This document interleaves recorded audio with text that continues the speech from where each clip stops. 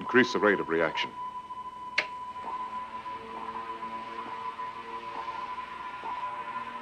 Check rate of radioactive decay. Positive.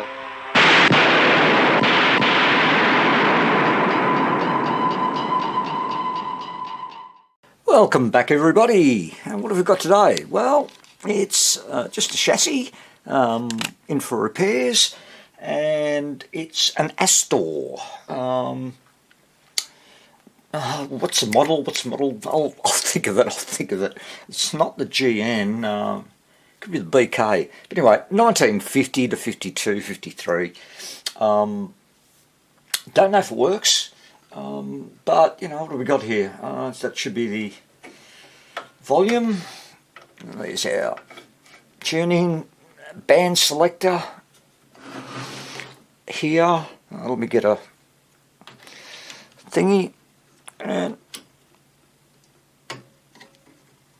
oh yeah, that'll light up. And what have we got over here? Probably tone control over here. And what have we got? 1, 2, 3, 4, 5 valves, so 5x3, 6v6, and a couple of others. Anyway, whatever they are. And it comes with a speaker. And let me see. This is one of those chassis. I'm gonna have to. Oh God, lay on its long side. Well, all untouched, original, and looking good. All right, so output transformer is there. I've got the speaker. I've attached some. My alligator clips come off. Great. Okay, cheap things. Anyway, I'm going to fix that connector up, and we'll test the output transformer. And it's got those, what is it? Those shitty connectors. I'll zoom in. And there it is. And yeah, so I've got the output from the output transformer going into this little board here with these sort of spring clip top things, and I find that they just lose connectivity for some reason. Anyway, maybe just to clean out rather than running new wires through it, but you know, whatever it takes. I'll get some power into it. No, I won't. I'm just going to hook that up properly to the speaker, and we'll see if the output tranny and the speaker are working. Okay, I'm just about ready to test to see output tranny and the speaker, and I was just looking at the wiring, and here's a blue wire, what's left of blue anyway, right there. It's going to the plate of the 6v6, and there should be a red wire, and there it is, and that's going to the cap can there. So that's all straightforward. So let's attach our wires from my audio generator. Where is it? There. Okay, big test. It's working. Not real loud, but that's something anyway. I got an idea. Swap the wires around. That's better. It does make a difference. Okay.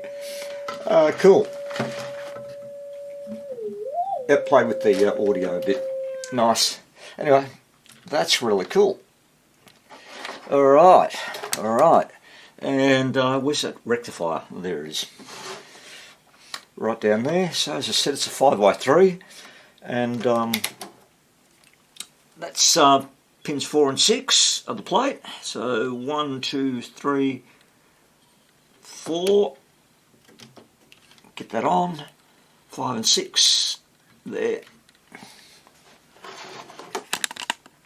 And I'll just angle that up. Right, I've got it, I've attached the power cord already, thought it'd save some time. So let's give it a bit of juice. We're getting something anyway, but let's try it now. Nope, still nothing. That's not good enough. That is just not good enough. Because, you know, if you pay attention properly, we're not measuring DC, we're measuring AC. So, unbelievable. There we go, 200 odd volts. And the filament will be pins 2 and 8, which is this pin 8, there's pin 2. So let's look at our 5 volts. Yep, and that'll go up to close enough to 5 anyway. So that's all good. And while I'm at it, there is 6.3. I'm just going to turn the show you, why not?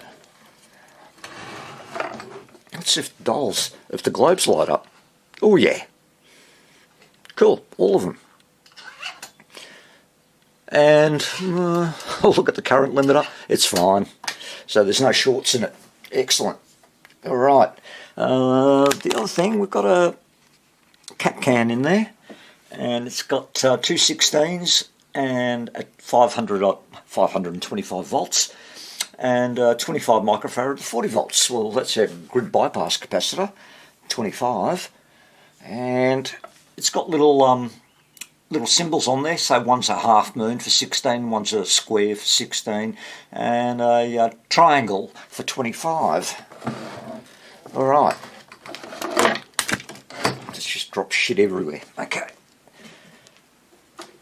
so hopefully the cap can, the base of it, will have those symbols on there. You know, and it probably does, but they're obscured by the chassis. And there's 4 big solders on it, soldering it to the chassis. Great. Well, I know what we'll do. Sorry guys. Where is it? Should be right there. Yeah. So here's our 3 terminals. So 2 of those are 16s and one's 25 microfarad. But they run 25 microfarad is only going to run at maximum 40 volts, and it'll probably only run at, say, I don't know, 10-ish. So I know I can see that the cap can is the can itself is the negative, and that's connected to the chassis. So we're going to run some power. I'll pick that terminal first, and we'll see what sort of voltages of DC that we get. And I'll try and get bloody the glare. But anyway, let's just power it up.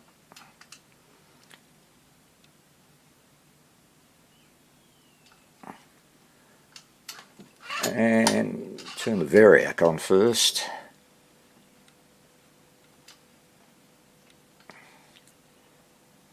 Well, that's definitely, that terminal's definitely 16. I'm at 140 odd volts of mains, and we've already got 167 volts of DC. So, okay, so that's 16. We'll go down here, directly underneath it. No, that's already at 45 volts. It's coming down. I'll bring it up.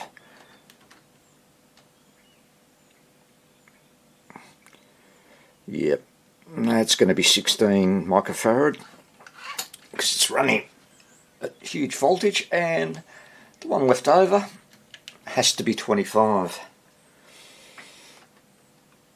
So let's give it some power. I'll get up to 140 volts of main.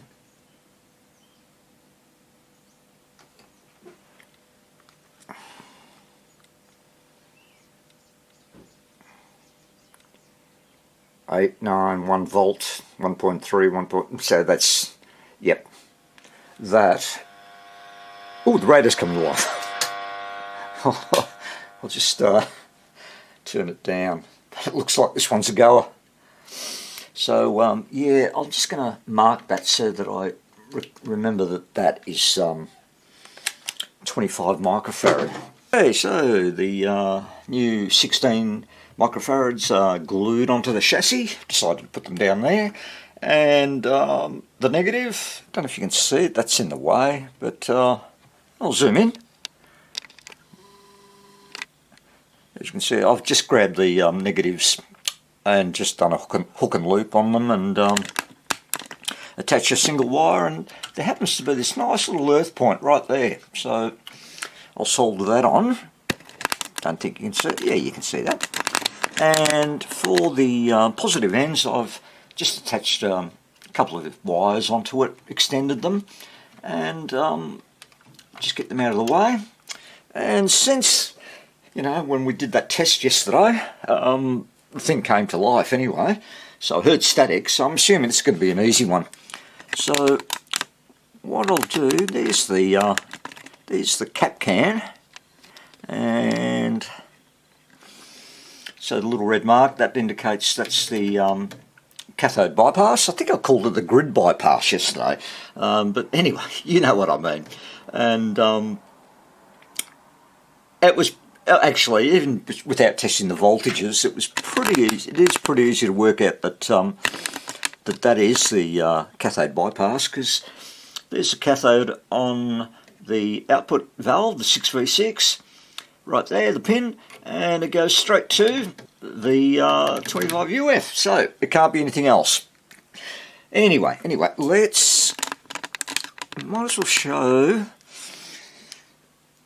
me mucking around with cap cans. Don't know if I've done that before, but hopefully I can snip this off.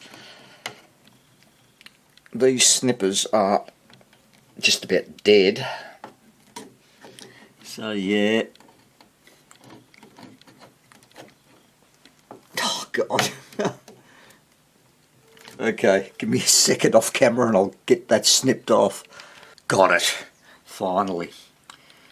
Alright, so let's switch where we are going to do it.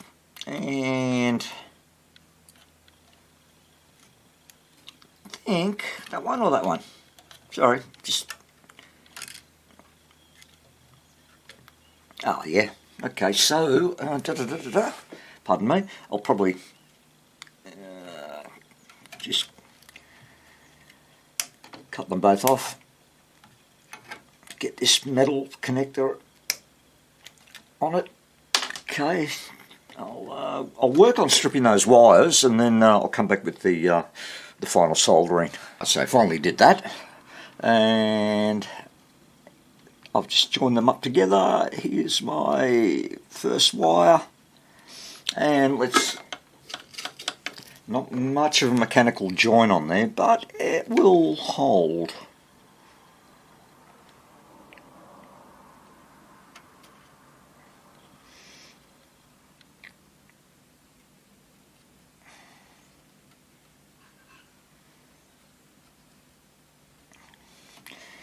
Nice big blob of glue on there. I think that's working. Pardon my arm. God, that's messy. But it's going to hold, and there's no tension on that at all. So okay, so let's just see where these.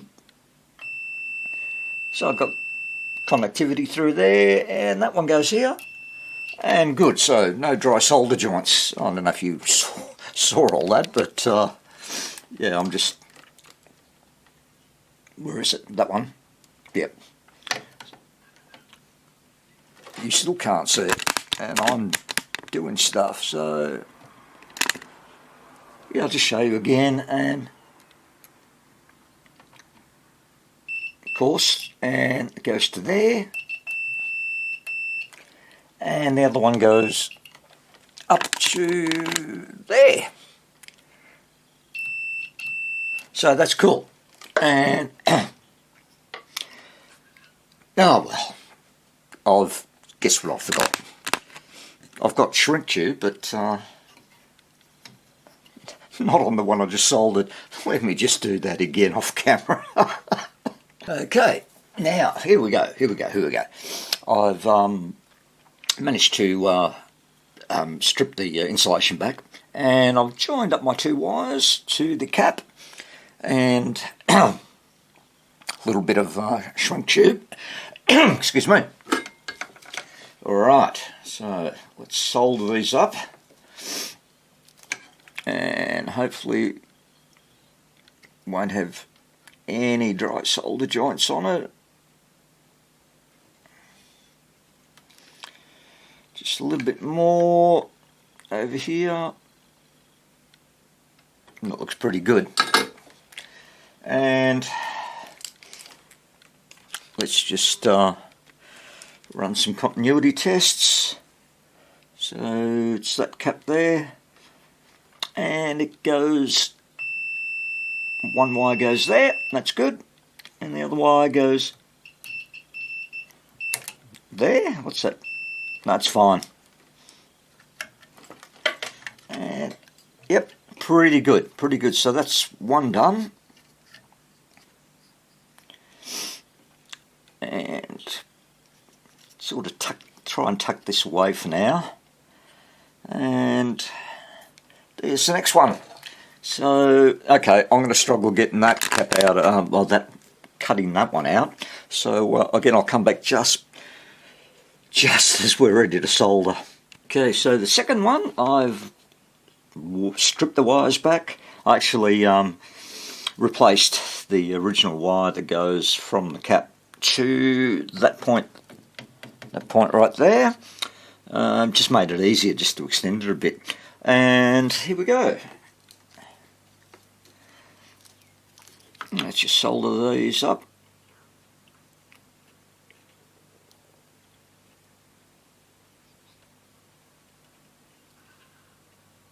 Nice.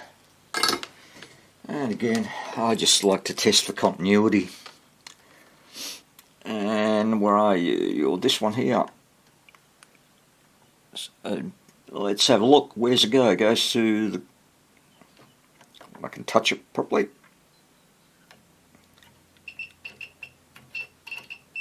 Yep, that's good. And that's good too. So nice and easy. Let's cover that up, and a bit of shrink over that. Make sure that, yeah, it's solid. Right, so no short circuits. Hey, we're ready for a power test, and this thing should run anyway, because like I said before, we heard the static. And given that I've done this properly and haven't made any mistakes, we shouldn't have a problem. So again, I'm just going to monitor the come back a bit, monitor the filter caps, and which one will I monitor first? And I'm going to monitor this one.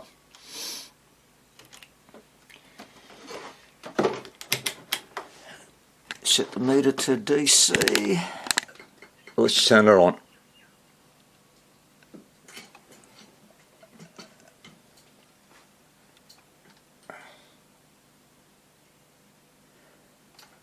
So I'm at 145 volts, lots of DC, no smoke, current limit is good.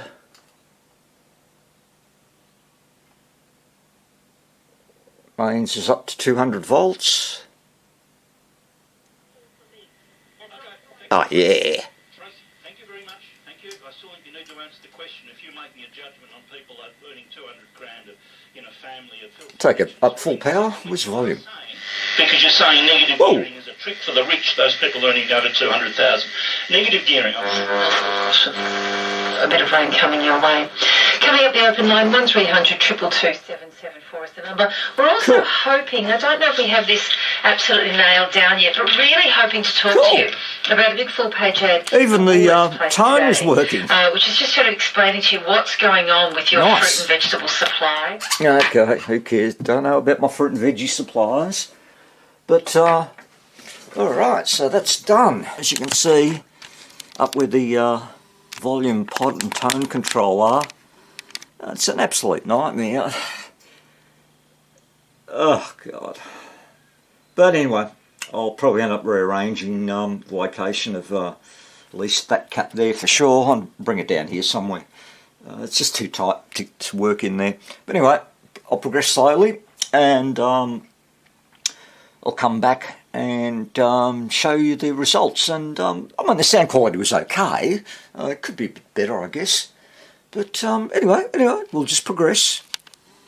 Okay, so look, I've been progressing, and I've done all the caps, and I started on the resistors, and I've just changed this resistor here, as you can see, and I'll bring it into the light. As you can see, it's red, green and yellow, so that's 250k. This thing measures out to around about 268, something like that. So I grabbed a I don't have 260k, so I grabbed a 270. Anyway, this thing measures out at 268k as well, and it is running, and the signal is, well, really bad. I mean, there's virtually no volume in it. So, I mean, that's it. I tested the radio. I did replace one other component, whatever it was, and I think the last capacitor, I tested it, and then I've just replaced that. I ran the test, and I've lost signal. So, turn the radio off, and what I'm going to do is, I'm just going to pull that out. Come on, out you go. I'm going to put the original cap back in. As I said, they measure virtually the same at around about 267k. So this one's going to be a bit tricky in that I'll come back in, add a bit, let that resistor go. Great, I've dropped it. It's on the floor somewhere. Oh God, I'll find it. I'll come back. I found it. Got it. So I'm just going to jumper it in, and you can go there. And of course, as I tend to do, there's bugger all lead on that, but hopefully, oh, it's good. It's grabbing. And whack that there. Oh, by the way, I did prod around, so before I came back on camera, and the connection, my soldering was all secure. Nothing wrong with the pin on the 6v6 there. So okay, let's power it back up with the original resistor in place. See what we get. Come on, work, you bastard, work. These shopping strip associations, you've gone through the ups and downs and the highs and lows of well, that's working well. In one respect, all of those shutdowns have sort of, in a sense, been good for high street traders. That's good. So, looks like, well, I'm not putting that back in. I think I've got a dud resistor. If so, it's the first one. And normally they're pretty good. Look, I get them from China. And yeah, I mean, I'll measure it again, but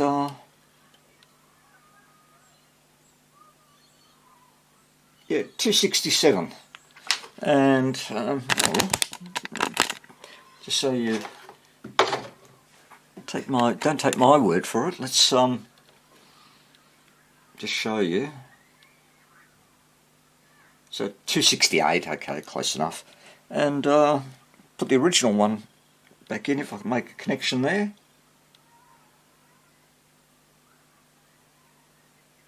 Alright, 283, 280s. Okay, 280k. So, I'm going to get another resistor and we'll put it back into, I'll jumper it in and we'll see what happens. I'll get another one of these, which happens to be a 270k, but you know, that should, got another one. Again, this one measures out at 267k, and let's just jumper it in. I'll just let it hang actually. Don't touch it. I measured there's about 170 odd volts running through it. Alright, so that's in. Let's see what happens. Power's coming up. Everything's glowing. That should be glowing.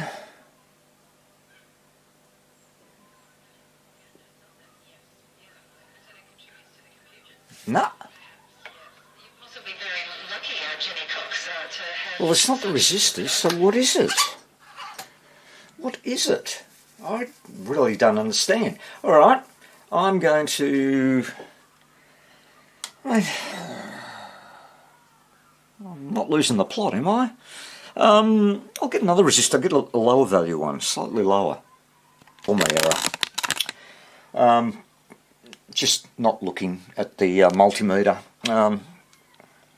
That's not 260k or 270k.